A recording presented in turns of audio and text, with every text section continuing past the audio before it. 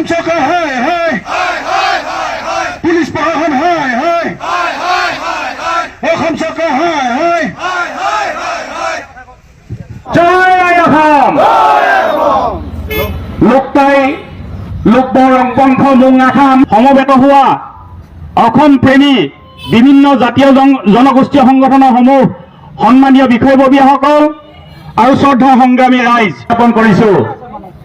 আপোনালোকে জানে বিগত প্ৰায় এটা বছৰ ধৰি এই সন্দেহযুক্ত নাগৰিকৰ বিৰুদ্ধে উজনি অসমৰ এক প্ৰতিৰোধ এই সন্দেহযুক্ত নাগৰিকৰ বিৰুদ্ধে উজনি অসমৰ বিভিন্ন জনগোষ্ঠীয় আৰু জাতীয় সংগঠনৰ নেতাকৰ্মীয়ে এই মিয়া বিৰোধী বিতৰণৰ আন্দোলনত অংশগ্ৰহণ কৰি ঘৰে ঘৰে গৈ বা ব্যৱসায়িক প্ৰতিষ্ঠানৰ বছৰত আমি এই আন্দোলনত প্ৰত্যক্ষভাৱে আমি সংগ্ৰামত অৱতীৰ্ণ হৈছো যদিও কিন্তু আমি ঘৰে ঘৰে গৈ অভিযান চলোৱা নাছিলো।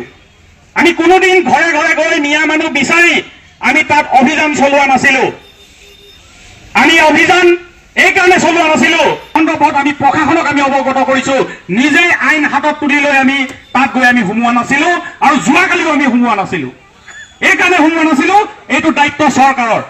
তেখেতসকলে ব্যৱস্থা গ্ৰহণ কৰিছে, ধাৰাবাহিক ৰূপত সেই মহিলাগৰাকীৰ ঘৰত আক্ৰমণ চলিছে বিগত বহু সময়ত আৰু তেখেতে আমাক জনোৱা মতে প্ৰশাসনক কেইবাবাৰো এই সন্দৰ্ভত অৱগত কৰিছে। আচলতে যিসকল 1971 চনৰ পিছত অহা সন্দেহযুক্ত নাগৰিক আৰু দ্বিতীয়তে আমাৰ খিলঞ্জীয়া মুছলমানসকলে বিবাহপাশৰ জৰিয়তে হয় তেওঁলোকে দ্বিতীয় বিবাহপাশত আবদ্ধ হৈ হোজাই বা নগাঁৱৰ যিসকল মিয়াকিয়াত প্ৰশ্ৰয় দিছে আৰু যিসকলৰ কাৰণে এখন বাৰীত যেনেকৈ এটা ছাগলী সোমালে সকলো ধৰণৰ বিনষ্ট কৰি পেলাই।